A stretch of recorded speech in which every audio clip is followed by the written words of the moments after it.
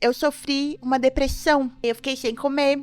Eu fiquei muito mal, eu ficava num quarto escuro, eu não estava bem. Eu precisava encontrar de novo dentro de mim um sentido para minha vida, algo que eu amasse fazer.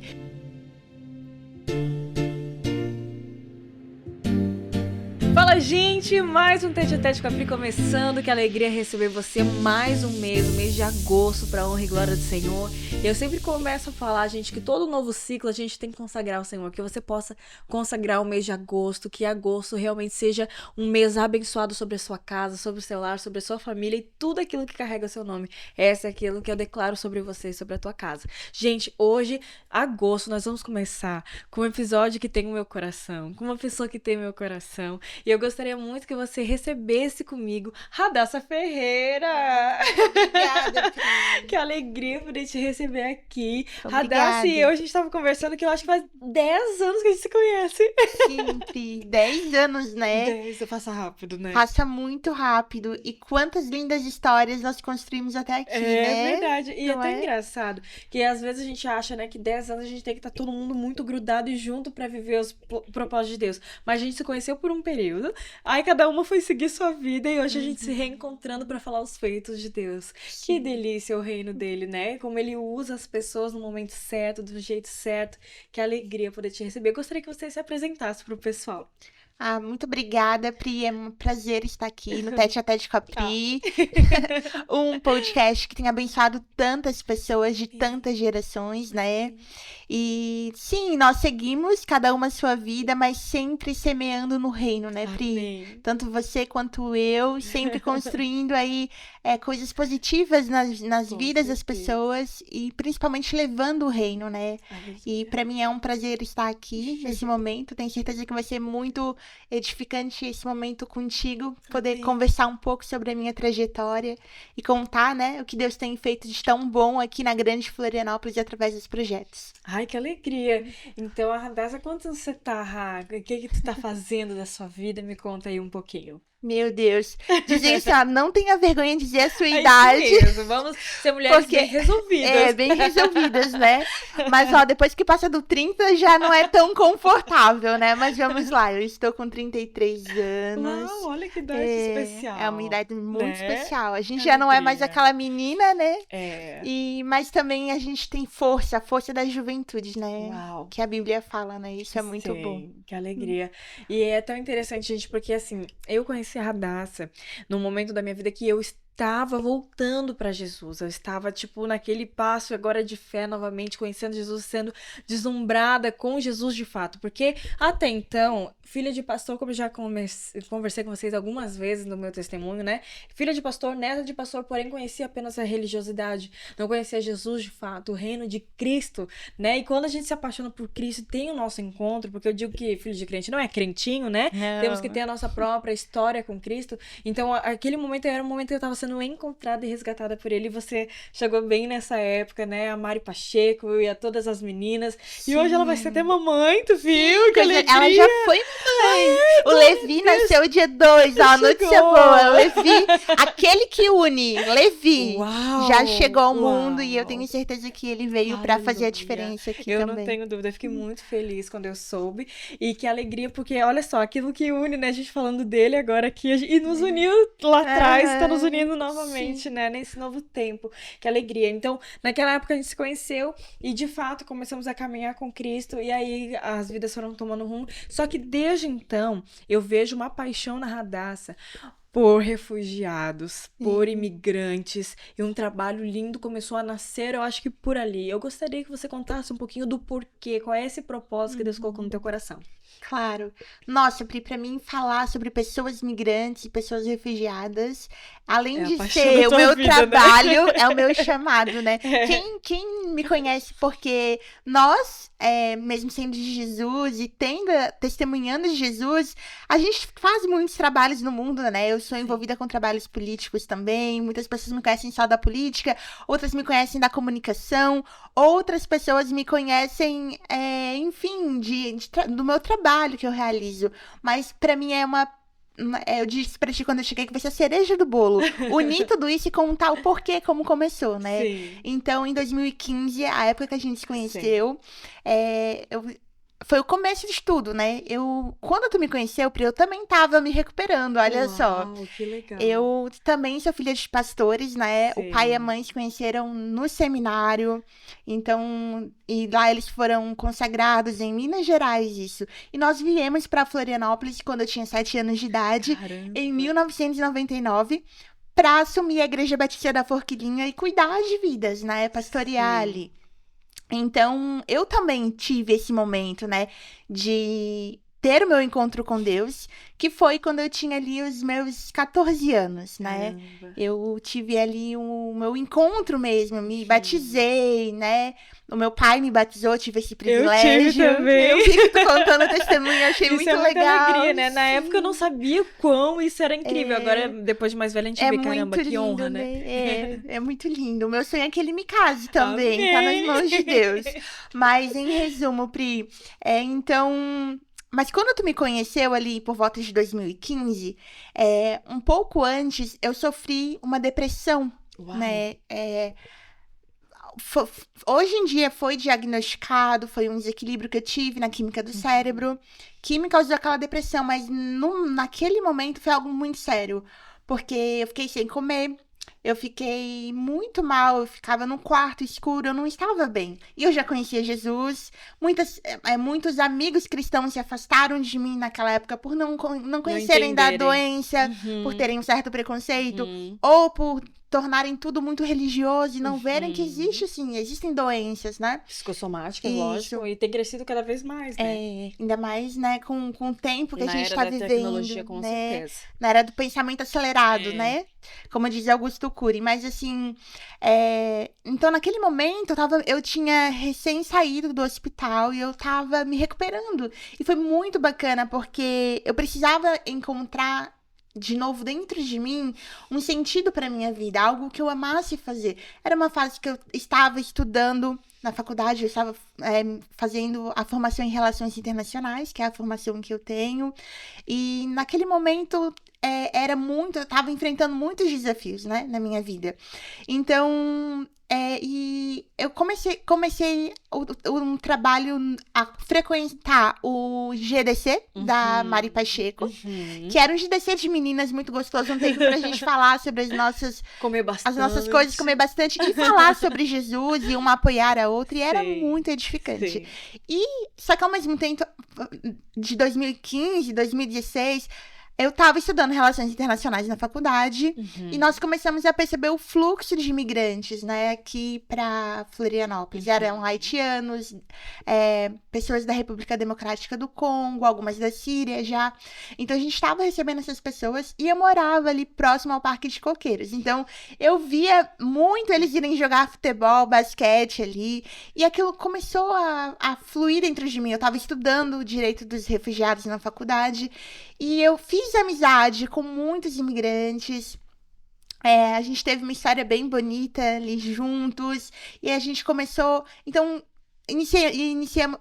O pastor Júnior e o pastor Márcio Batista perceberam que a gente estava recebendo essas pessoas também na igreja. Sim. E a gente uniu ali, né? Tinha um culto deles, né? Isso, eu lembro dessa época. E eles me colocaram ali para liderar um GDC com imigrantes. E isso foi muito legal. Inclusive, eu peguei a época que tu tava acompanhando uma família linda. Era a Francesca, será o nome dela? Era? Eu tenho uma vaga lembrança dela, assim, específico. Assim, a história da Francesca é muito especial. Sim. Porque ela foi uma imigrante haitiana que a gente conheceu, que ela veio primeiro. Veio ela e mais um irmão, se eu não me engano, o Francis. E eles vieram para recomeçar aqui no Brasil. E ela, ao mesmo tempo, ela foi recebendo várias outras pessoas. E ela tinha um namorado que morava no Haiti. E ela sempre falava pra mim desse namorado.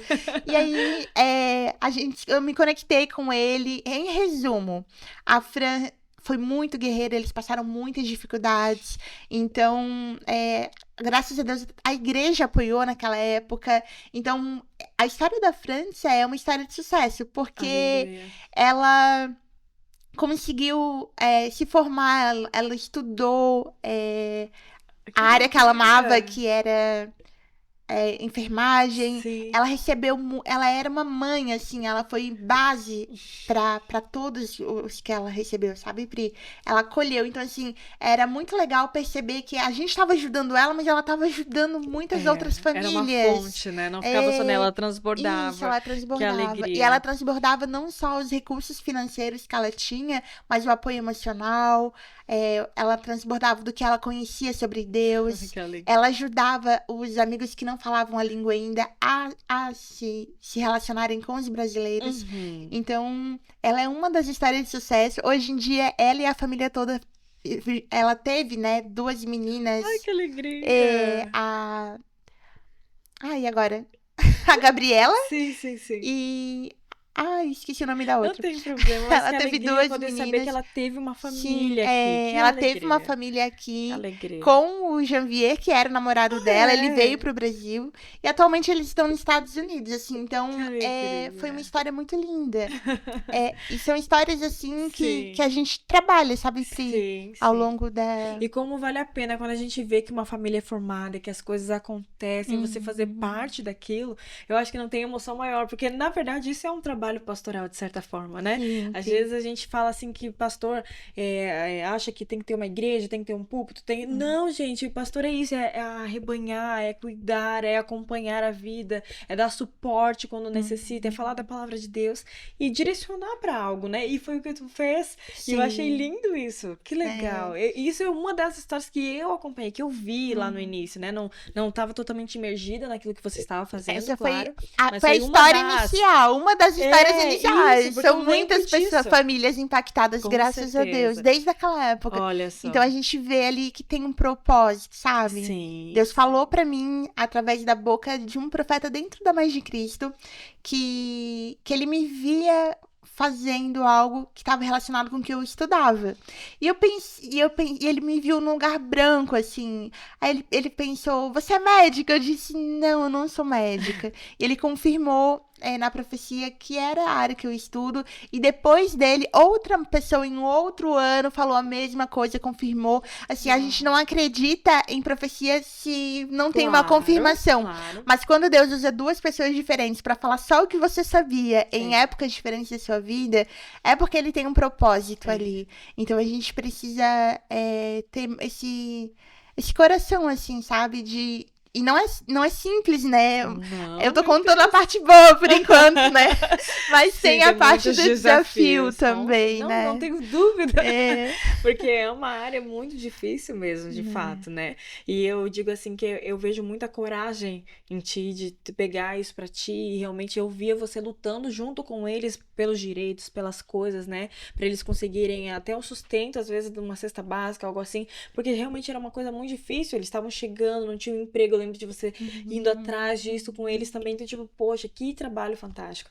Então, são histórias assim que eu digo assim, são histórias de pessoas comuns que estão todos os dias aí nas ruas, mas é extraordinário porque tá realmente com aquilo que Cristo faria, aquilo que Jesus faria, tu tá fazendo, né? Porque a Bíblia, a gente até tava comentando agora, em vários textos da Bíblia, a gente pode ver dizendo assim, cuide do órfão, da viúva e do necessitado, o estrangeiro, tem versões que fala necessitado, outro fala estrangeiro, né? Então, de fato, esse é o papel da igreja, né? Então, tipo assim, hoje, nós com o Compaixão Movimento ali na parte social, a gente também tem falado muito isso. Gente, a maioria das pessoas na cidade de Palhoça hoje já vieram de fora. A gente pergunta, quem é daqui de Palhoça? 1, 2, 3 e cri. Quem que veio de outros lugares, de outros estados? Gente, muita gente. Então, a gente recebe muitos estrangeiros, de certa forma, porque não deixam de ser estrangeiros, né? É outro estado que tá chegando aqui. Então, é bem isso, que legal. E aí, me conta qual foi esses desafios, qual foi o maior desafio que você poderia citar, assim, pra nós? Então, nessa área. Só para completar, a gente, para as pessoas entenderem como é o trabalho hoje em dia, né? Nós fundamos a Organização pelos Imigrantes e Refugiados na faculdade em 2016. No início eu não assumi a liderança, eu estava como assessora.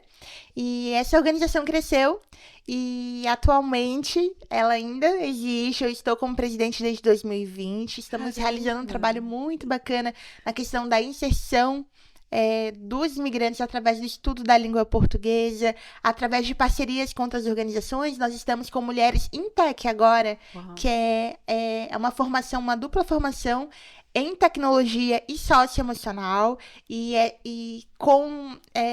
em parceria com a Fly Educação, e a gente tem ali já uma medida de sucesso, né, que várias das alunas que fizeram essa formação conseguiram elevar a sua renda, né, passaram salários de até R$5.000, então a gente, graças a Deus, consegue ver um resultado, assim, e o envolvimento, né, das instituições para promover uma inserção mais humana, para também ter essa questão do olhar, né, da sociedade acolhida para essas pessoas de uma forma digna, né? De uma forma também calorosa, humana, né? Enfim, nós trabalhamos em algumas vertentes, tá, Pri? Apoio na questão da alimentação, quando é realmente uma necessidade, a questão de regularização de documentação, a questão de acesso jurídico, quando eles sofrem várias... como se fala? Processos legais, né? Sim. Injustos também. Sim. Vários casos, a gente já teve casos de sucesso. O caso do Mário foi um caso de sucesso, que é bem conhecido, eu sempre conto nas palestras. E temos essa parte da conscientização. Onde Mário? Me conta aí, porque eu não sei. Mário é um venezuelano que ele veio da Venezuela pra cá. Lá ele já era um empreendedor com a família na Venezuela. E a gente sabe que existe a perseguição lá para quem é empreendedor, para quem, né? O que aconteceu na Venezuela, infelizmente, é bem difícil.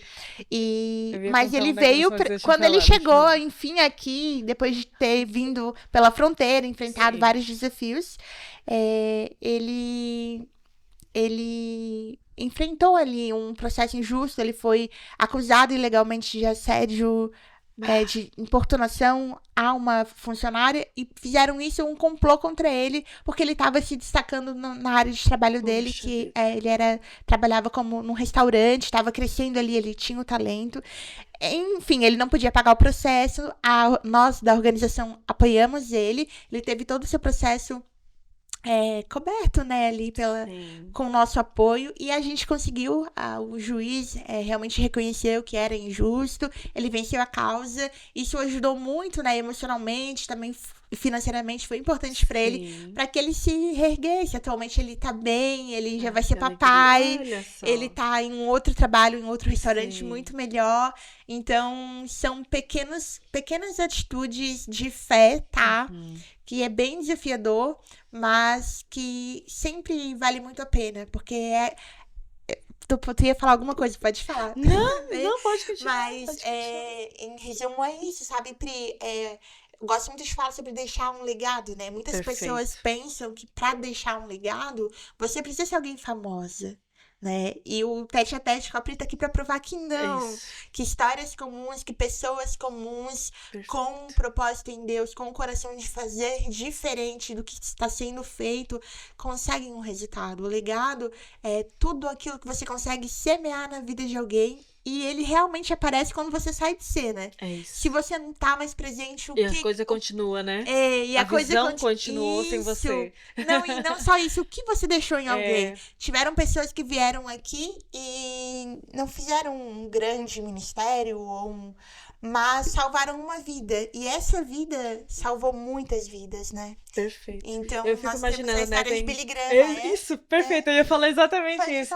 Imagina, às vezes o pessoal diz assim, meu Deus, mas às vezes eu sou tão tímido, eu só consigo falar com uma pessoa e tal. Mas eu fico imaginando, imagina aquele que ganhou Billy Graham, né? Que ele não foi um cara que ganhou muitos pra Jesus, mas ganhou Billy Graham, e olha quantos Billy Graham ganhou.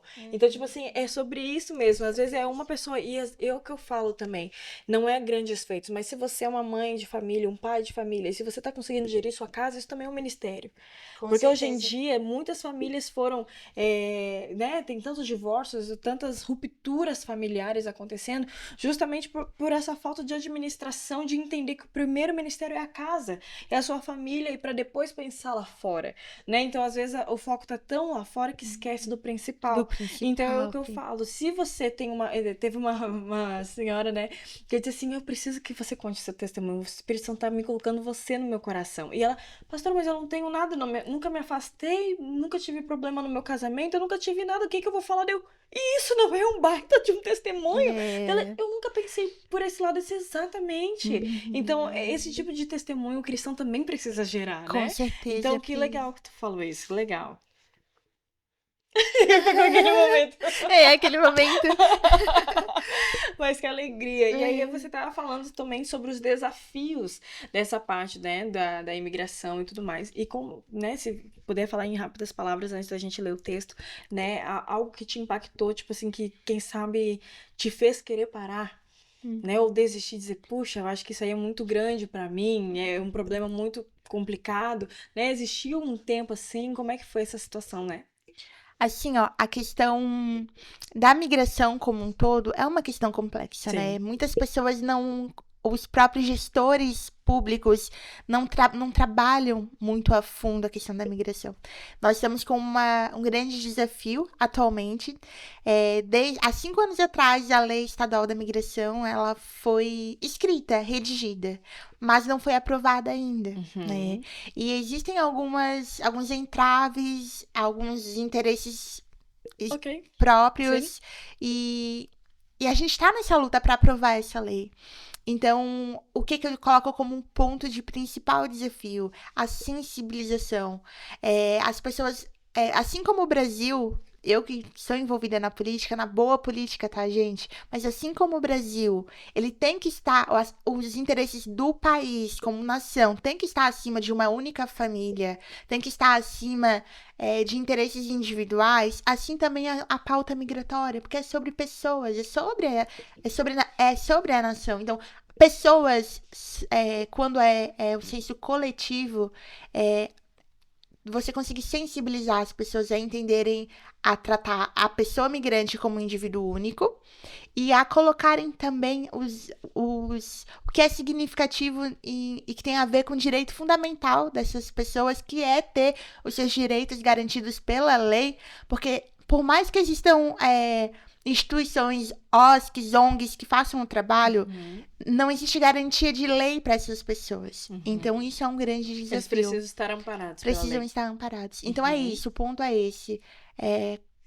Como eu vou levar essa pauta, como eu vou falar para que seja bem aceito, para que as pessoas entendam que é muito mais do que sobre... O migrante, ele não vem para cá numa posição de coitado. Por mais que ele esteja em dificuldade, ele tem a sua história, a sua cultura, ele tem a sua família.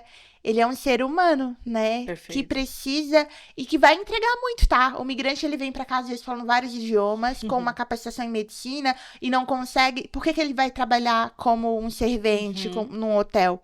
Porque o diploma dele não é reconhecido no país. Uau, não é validado. Não é validado. Então, assim... aí você vê, né? E assim, os países que já conseguem ter menos burocracia têm um resultado econômico muito positivo, né? Então falta muito... Se souber lidar com, isso, né? Se souber... Isso, porque né? eles não saem de lá porque querem, muitas vezes. É porque necessitam sair casos de vida ou morte, às vezes, né?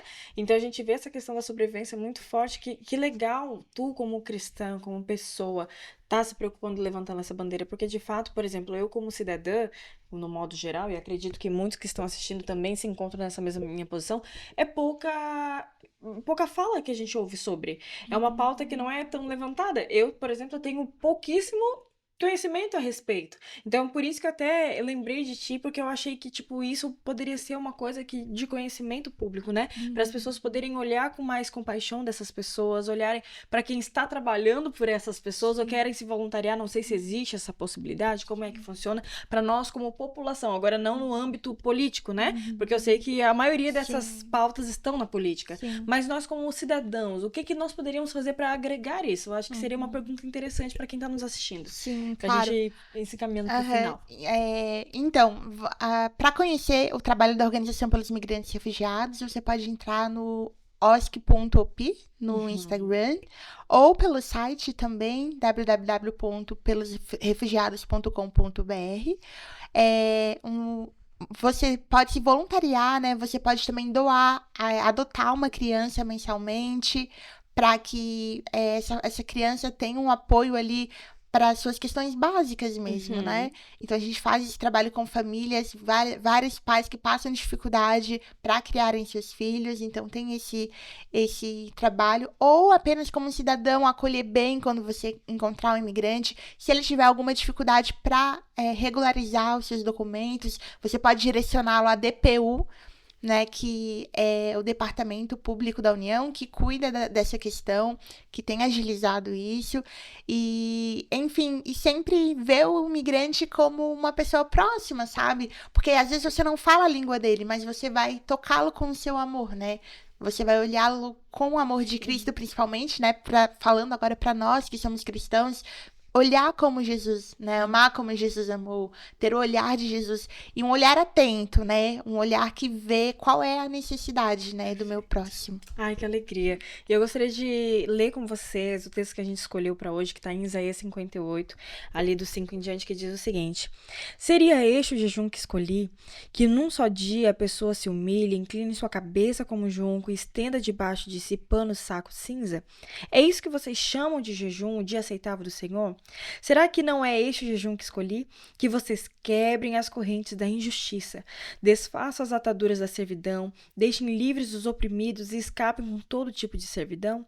Será que não é também que vocês repartam o seu pão com os famintos, recolham em casa os pobres desabrigados e vistam os que encontrarem nus? E não voltem as costas ao seu semelhante?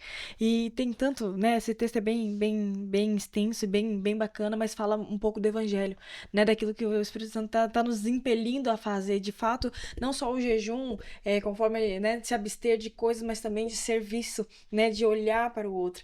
E por que esse texto, então, Rá, pra gente poder encerrar esse nosso episódio de hoje? Esse texto é um texto que fala muito comigo, porque fala sobre o que é o verdadeiro evangelho. Jesus vai chegar naquele dia, quando ele reunia a sua igreja, que muitos vão dizer: Senhor, Senhor, em teu nome expulsei demônios, em teu nome fiz isso, em teu nome fiz aquilo. Aí Jesus vai olhar para eles e vai dizer: afastem-se de mim, malditos, não te conheço. Aí eles vão levar um susto e vão perguntar: mas por quê? Como assim, Senhor? Ele vai dizer: porque quando eu estive nu, você não me vestiu. Quando eu necessitei, quando eu era órfão, quando eu estive preso, não me visitaste. E eles vão dizer: mas quando te vimos? E ele vai dizer: quando vocês viram qualquer um dos meus pequeninos e não fizeram por eles, vocês não fizeram por mim. Então isso é muito forte. Como tem sido o meu olhar para as pessoas que realmente estão em vulnerabilidade, para os pequenos, né? Os pequeninos de Jesus, né? E o pequenino nem sempre é só uma pessoa imigrante, né? Mas é um vizinho que tu sabe que passa uma situação difícil, tu nunca bateu ali pra saber o que você poderia fazer. É alguém que você passa pela rua, você não... Às vezes você não tem o dinheiro. Pedro disse, né? Olha, prata e dinheiro não tenho. Eu te dou o que eu tenho, eu te dou, né, Pri? Ele falou: levanta-te e anda em nome de Jesus. Então nós temos Jesus pra compartilhar com as pessoas. E quando eu comecei o trabalho com os imigrantes, não tinha muito. Não tinha recursos, não tinha estrutura, mas tinha uma disponibilidade. A disponibilidade. Estejam disponíveis. É isso, Pri. Muito bom, que alegria poder ouvir um pouquinho mais do teu testemunho. Eu sei que foi pouco para tudo aquilo que a gente podia, né, falar. Eu creio que a gente pode depois marcar outras datas para você vir falar de outras linhas, né, falando da tua formação, falando do teu testemunho pessoal. Mas eu acho que esse, para mim, pelo menos, foi muito agregador. Foi muito agregador, que Deus continue te usando, te estabelecendo nesse ramo, que você continue, de fato, levando a mensagem do evangelho, do amor de Cristo, através do seu serviço, desse teu amor que você tem por essa área. E que, olha só, é uma profissão. É o que eu digo, a nossa profissão, ela também é fazer a obra de Deus, que a gente nunca se esqueça disso. Sim. Seja lá o advogado, né, o juiz fazendo justiça, o político fazendo uma política saudável, direita, em prol do povo, porque é para isso que eles estão lá. É o professor dando a aula com excelência, a mãe sendo mãe, estando presente, o pai sendo, né, o provedor da sua casa, protegendo sua esposa, seu filho, então, sendo sacerdote do seu lar, é voltar às bases, é voltar ao simples, né? Nessa era de informação eu vejo tantas quantas pessoas perdidas. Eu até falei esses dias na internet, né, que nunca se pesquisou tanto sobre sabedoria. Ao mesmo tempo, nunca se houve uma direção tão perdida. É né? verdade, Então, que de Pri. fato a gente possa encontrar essa direção no Espírito Santo de Deus. Obrigada. Amém. Eu que alegria. agradeço. Que Deus Fiquei muito abençoe o tete a feliz. tete. Amém. Que abençoe tua vida, teu casamento, teu ministério. Amém, em E nome te de prospere Jesus. cada dia mais. Amém. Te dando mais graça, mais sabedoria e mais da presença dele. Amém, em nome de Jesus. Amém. Obrigada. Nada. Deus abençoe você. Espero que você tenha sido edificado com essa história incrível, assim como eu fui. Eu quero agradecer também a galera aí que faz isso acontecer, os nossos patrocinadores. Gratidão por vocês. Vai estar aqui embaixo, os nossos patrocinadores. Deus abençoe vocês. E você que tá em casa, já dá o teu like, manda esse episódio para outras pessoas que às vezes não têm esse conhecimento que nós tivemos aqui. E você seja um canal de Deus na vida de alguém, enviando os nossos testemunhos, para que essa obra continue edificando vidas, que é o propósito inicial dele. Tá bom? Então, Deus abençoe você que tá em casa e até o próximo Tete a Tete. Preparando um caminho, endireitando as veredas e cada vez mais diminuindo. Porque importa que ele cresça e nele o meu prazer está. Eu não sou digno de desatar as suas sandálias, e nele a minha vida está. E eu caminho com a certeza de que ele virá. E é ele, por ele que eu estou gastando a minha vida, perdendo tudo por amor e com alegria. Ano dos meus dias, estou preparando um caminho, direitando as veredas e cada vez mais diminuindo. O que importa é que ele cresça e nele o meu prazer está. Eu não sou digno de desatar a sua sandália, e nele a minha vida está. E eu caminho com a certeza de que ele virá.